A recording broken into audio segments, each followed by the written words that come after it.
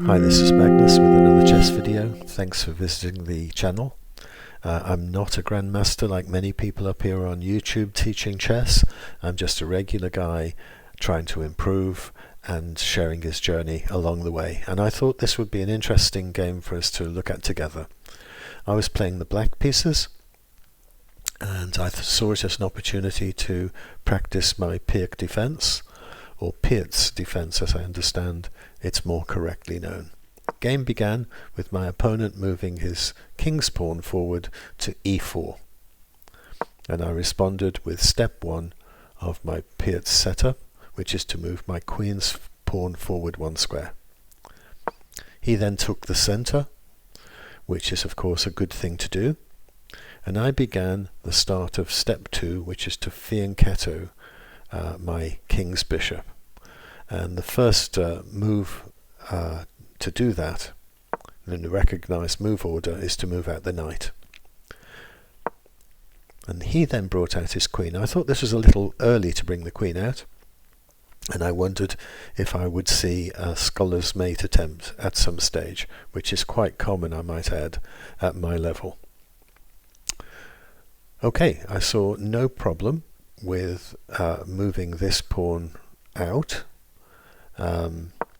because my knight is protected by this other pawn on e7. And he then immediately challenged my knight.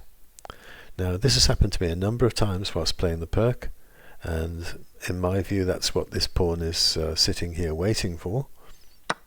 So I took the pawn and he took back.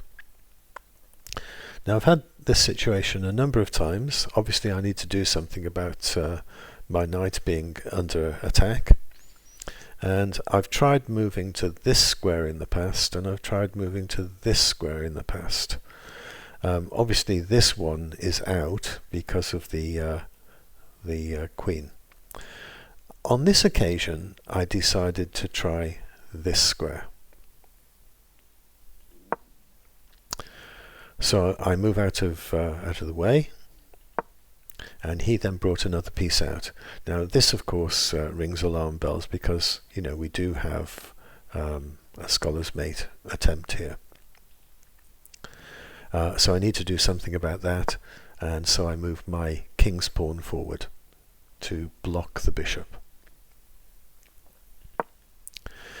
He then brings out a knight. So I can see he's marshalling his forces here, but also preparing to castle. He's emptied the king's side. I decide to continue with my normal development, fianchettoing the bishop, and he castles. Now this is where I believe I made the mistake.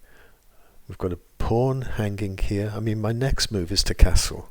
That's what I should have done.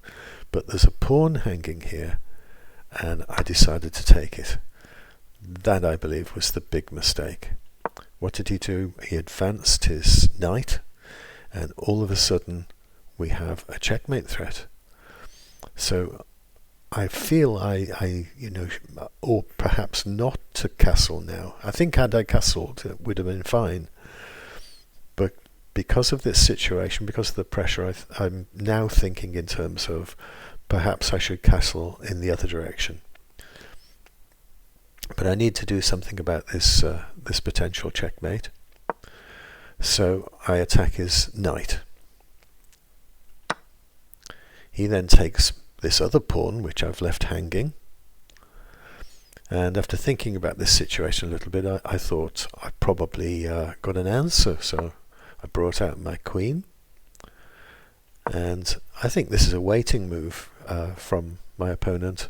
He knows what I'm going to do. I'm going to take his knight, he's going to take me back, and then I'm going to fall for it, taking his bishop, and the game is over.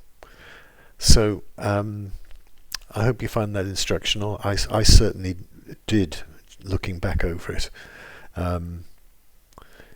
It's perhaps not a recognized gambit, but it worked exactly like a gambit for this player.